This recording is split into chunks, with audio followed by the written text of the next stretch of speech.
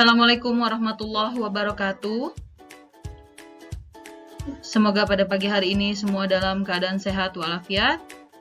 Kita kembali pada materi pembelajaran matematika kelas 8. Yang pada pagi hari ini kita akan membahas mengenai materi bab kedua, yaitu tentang relasi, fungsi, dan korespondensi.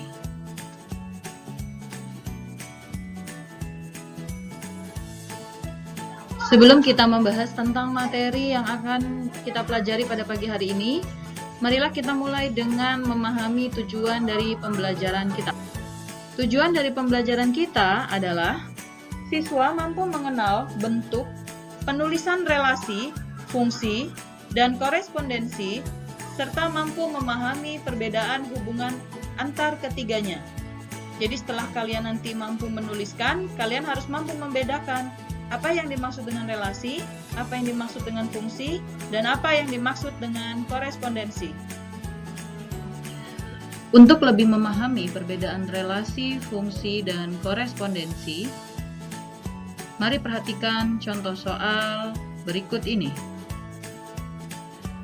Karena relasi artinya hubungan, fungsi juga hubungan, dan korespondensi juga hubungan, maka yang namanya hubungan kita akan membicarakan tentang dua objek. Anggap saja objek pertama adalah anak dan objek kedua adalah hobi. Berarti di sini sudah jelas terlihat adanya interaksi antara anak dengan hobinya. Misal anaknya adalah Andi, Wahid, Nuni, Iwan, dan Tuti.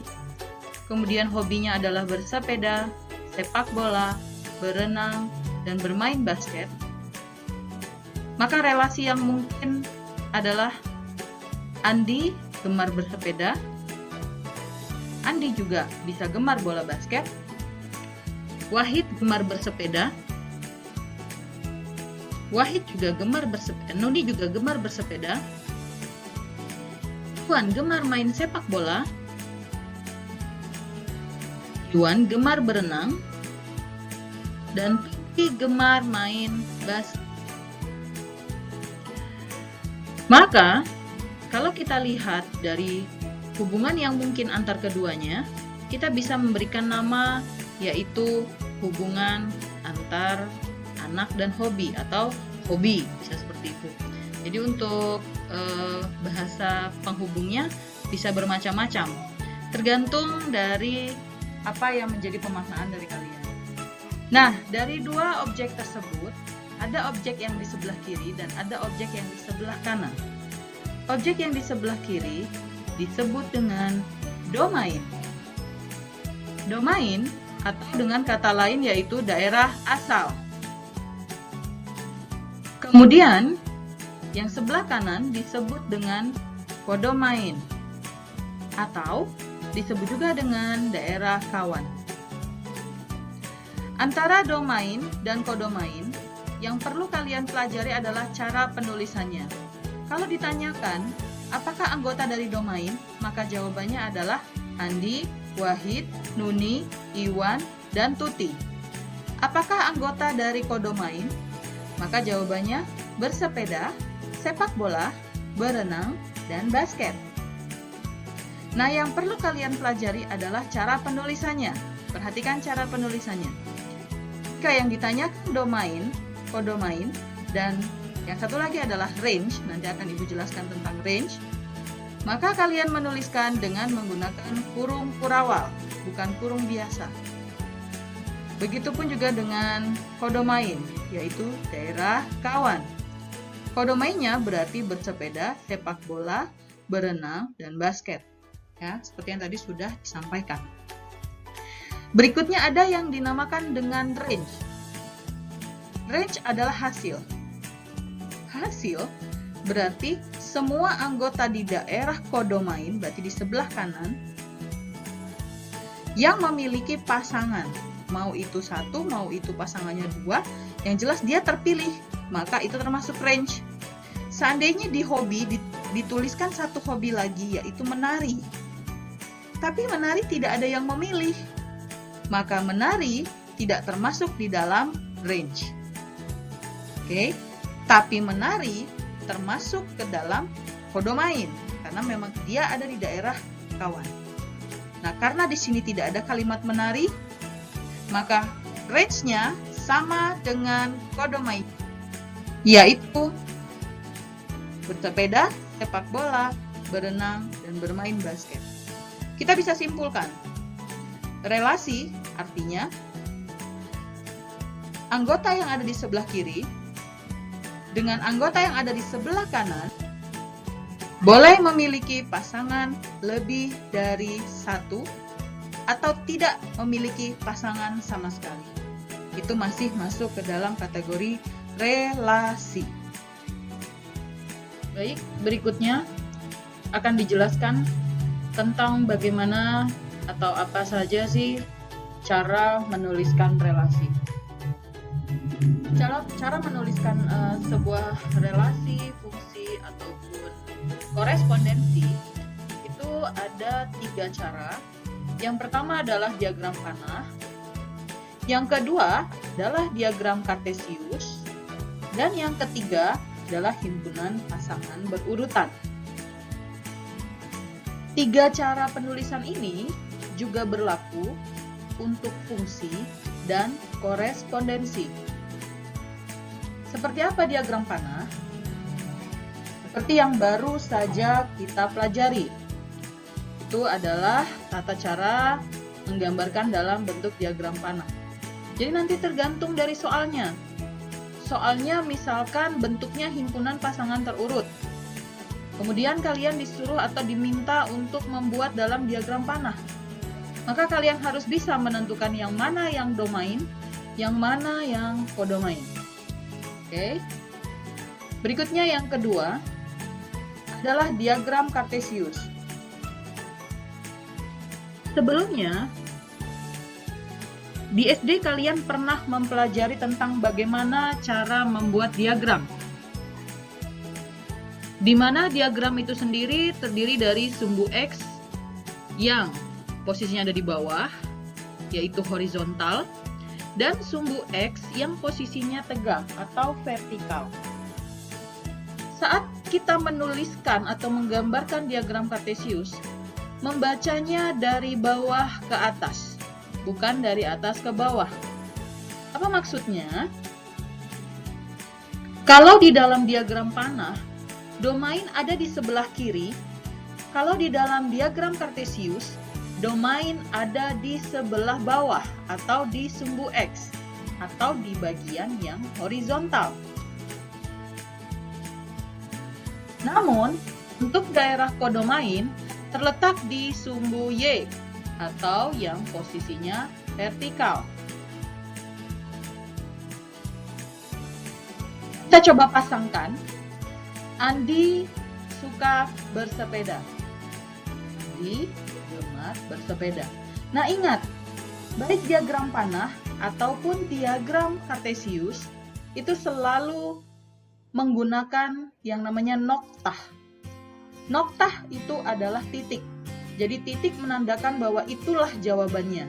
Jadi Andi gemar bersepeda, posisinya di mana di diagram kartesius? Oh, itu titiknya. Seperti itu. Jadi harus dibuat titiknya. Kemudian Andi gemar main basket. Andi gemar main basket. Nah, seperti itu proses penulisannya dari bawah ke atas. Selanjutnya, Wahid gemar bersepeda. Nuni gemar bersepeda. Iwan gemar main sepak bola. Iwan gemar berenang. Gitu ya. Dan Tuti gemar main basket. Nah, inilah tata cara menggambar diagram kartesius. Ingat sekali lagi, gambarnya dari bawah ke atas. Berikutnya yang ketiga, bagaimana cara menuliskan himpunan pasangan berurutan? Atau bagaimana cara melihat manakah yang domain, manakah yang kodomain dari himpunan pasangan berurutan? Dari soal yang sudah kita bahas, Jika Andi gemar bersepeda, baik, Ibu coba ulangi. Jika Andi gemar bersepeda, maka kita pasangkan Andi, bersepeda. Andi gemar main basket, berarti Andi, basket.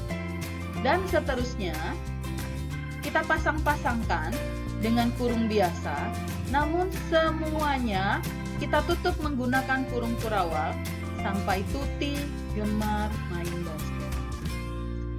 Sampai sini tentang cara menuliskan cukup bisa dipahami. Setelah ini kita coba untuk simpulkan.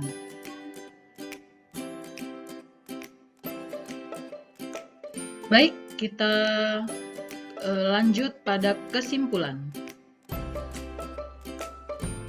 Kesimpulan dari pembahasan sebelumnya yaitu bahwa relasi adalah suatu aturan yang memasangkan anggota A dengan anggota B. Jadi cukup kata-katanya memasangkan anggota. Tidak ada aturan lain.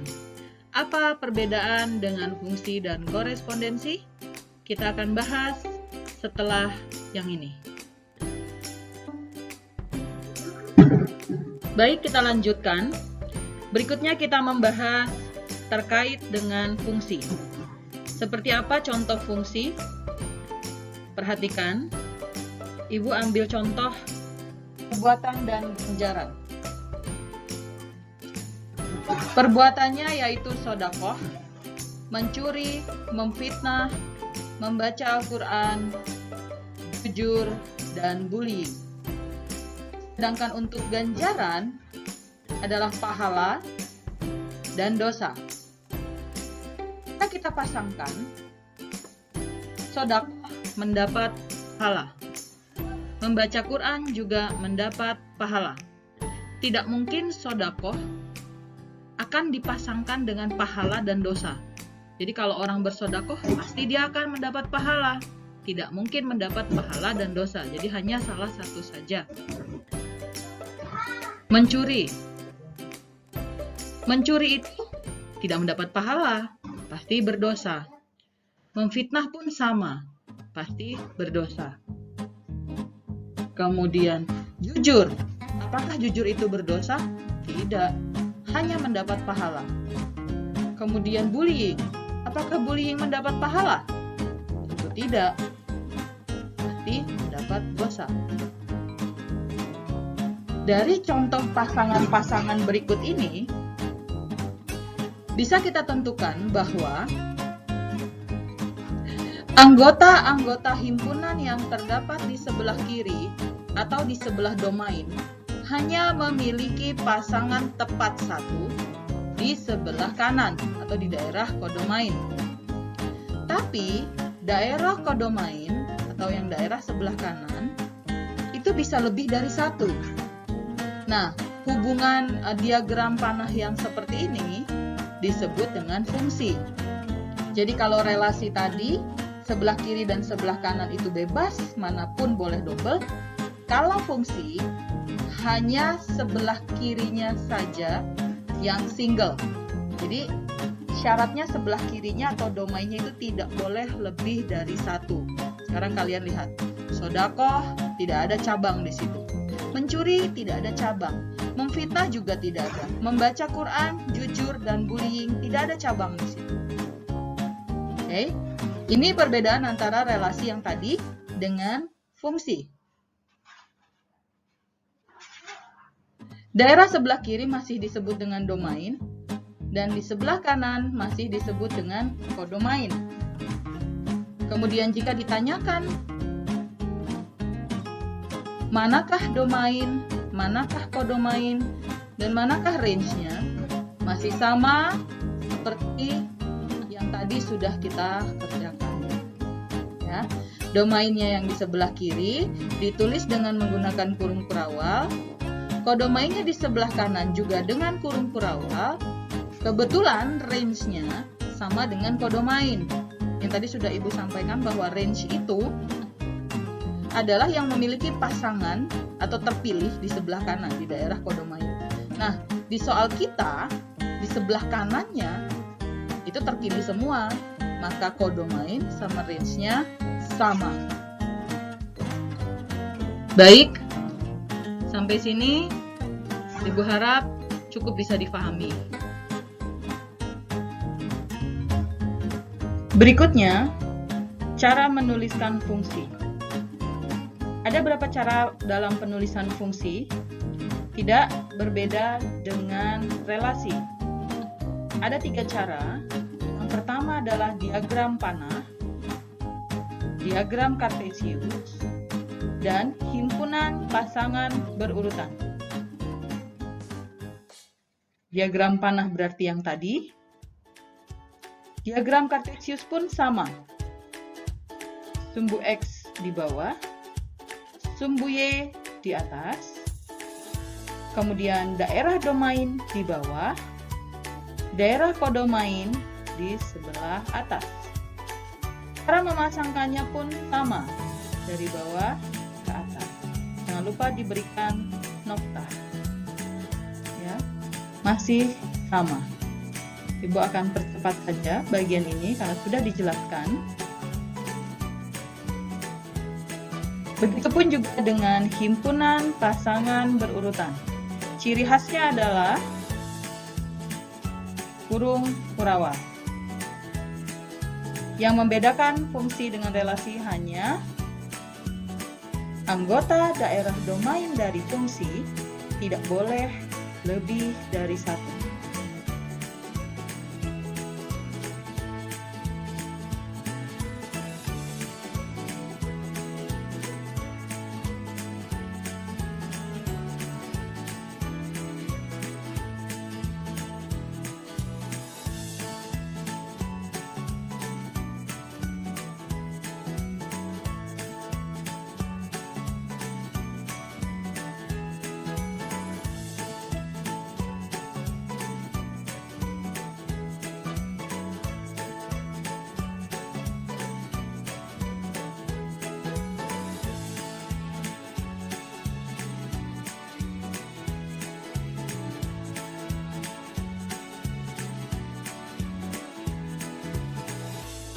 Pembahasan terakhir yaitu korespondensi. Pembahasannya sama dengan fungsi dan relasi, namun kita lihat perbedaannya antara korespondensi, fungsi, dan relasi. Contoh, anak dengan tanggal lahir. Anaknya Andi, Wahid, Nuni, Iwan, D. Tanggal lahirnya 12, 20, 24, 5, dan 30. Setelah dilihat dari hubungannya atau relasinya, anak dengan tanggal lahir, berarti relasi yang mungkin adalah hubungan tanggal lahir, seperti itu ya. Apakah seorang anak bisa mempunyai 2 tanggal lahir? Jawabannya pasti tidak. Inilah bedanya contoh dari korespondensi. Oke. Daerah sebelah kiri tetap disebut dengan domain, dan daerah sebelah kanan disebut dengan kodomain. Contoh, Andi lahir pada tanggal 20, Wahid lahir pada tanggal 30, Nuni lahir pada tanggal 12, Tuan lahir pada tanggal 5, dan Tuti lahir pada tanggal 24. Apakah mungkin Andi lahir di tanggal 20 dan tanggal 24? Tidak mungkin ya. Nah, jadi contoh kecil dari pasangan-pasangan ini menyatakan bahwa daerah sebelah kiri dan daerah sebelah kanan itu sama-sama hanya boleh memiliki 1 pasang. Jadi itu perbedaan antara korespondensi, fungsi, dengan relasi. Kalau relasi, dua-duanya terserah, boleh double, boleh sendirian. Kalau fungsi, sebelah kiri atau domainnya harus sendirian. Kalau korespondensi dua-duanya baik kiri maupun kanan, domain ataupun kodomain itu harus sendiri-sendiri. Cara menentukan daerah domain, kodomain, dan range masih sama seperti dua contoh sebelumnya. Tidak terlalu sulit untuk korespondensi karena sudah dijelaskan tentang relasi dan fungsi. Jadi ciri khasnya hanya pembeda di diagram panahnya saja. Mohon untuk diingat. Berikutnya akan ditampilkan cara menuliskan korespondensi. Sama dengan yang sebelumnya, tidak perlu dijelaskan kembali. Silakan dilihat.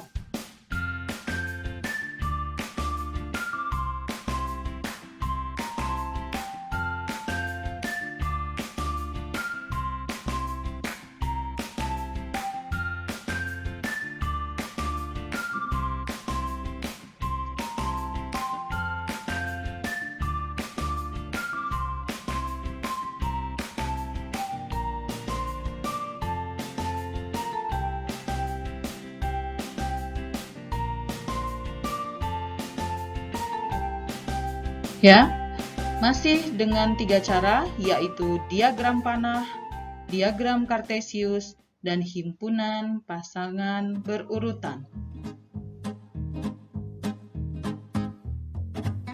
Berikutnya, kesimpulan mengenai korespondensi. Bahwa korespondensi adalah sebuah aturan yang memasangkan tepat satu pasang di daerah domain dan daerah kodomain. Jadi kalau untuk korespondensi benar-benar tidak boleh ada yang double. Kiri dan kanan harus satu-satu. Cukup untuk penjelasannya. Terakhir, silahkan kerjakan tugas pertama pada bab kedua di dalam buku paket reguler halaman 30 untuk latihan 1, nomor 1A, 1B, 3A, 3B, dan 4A. Di situ Ibu perjelas apa sih yang diminta di dalam soal. Ya, sebenarnya di dalam soal sudah ada perintahnya, namun di dalam kurung ini Ibu perjelas kembali supaya kalian tidak bertanya ulang. Dan jangan lupa, yang pertama kali dilakukan adalah tulis soalnya dengan lengkap. Menggambar itu tidak hanya kalian menggunakan alat tulis saja, tapi juga alat bantu. Kalau perlu penggaris, gunakan penggaris. Karena sebagai unsur penilaian, kali ini adalah kerapihan kalian dalam menulis. Terima kasih. Wassalamualaikum warahmatullahi wabarakatuh.